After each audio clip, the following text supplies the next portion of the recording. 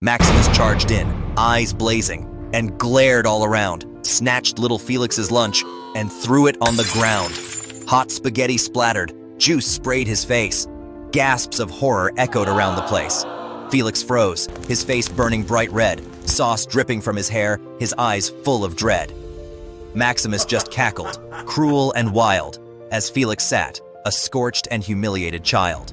Maximus the bully, he was mean and cruel. He picked on and tormented his peers at school, in the classroom, the sports hall, and in the playground outside. When Maximus emerged, the kids would run and hide. He was the most intimidating boy in the whole of the school. When it came to football, on the pitch, he ruled. He was the school team's best striker, and his wins got him far. No one had dared to challenge him so far. But that very day, brave Felix thought, this endless torment for everyone must be fought.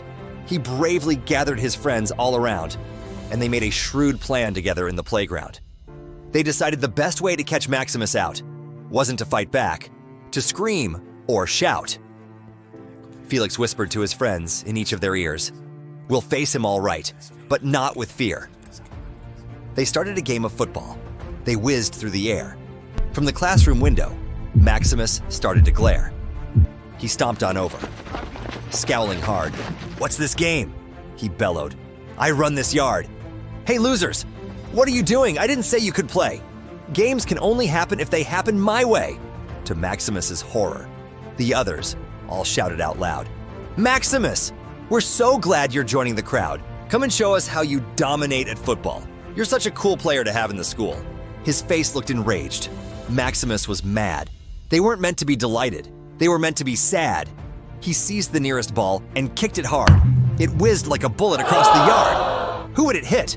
Who would he make cry? The ball was about to hit Felix in the eye. Felix braced himself. He clenched his gut tight. But the ball bounced off the goalpost with forceful might.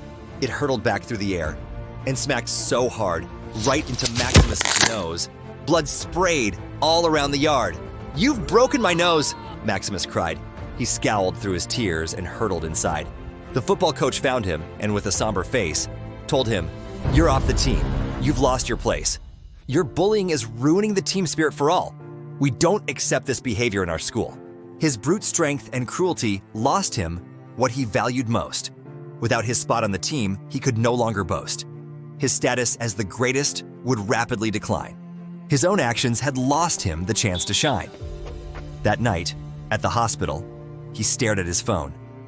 No messages, no invites. He was all alone. They had all turned their backs on him. What could he do? Would he accept defeat and walk away, or return with rage renewed?